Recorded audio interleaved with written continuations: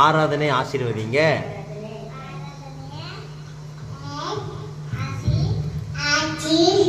நீ சொல்லு. சர்ச்சுக்கு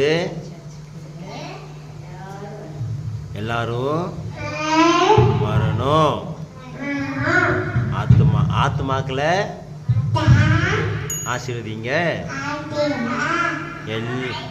எல்லா குடும்பங்களையும் சொல்லு. எல்லா குடும்பங்களையும்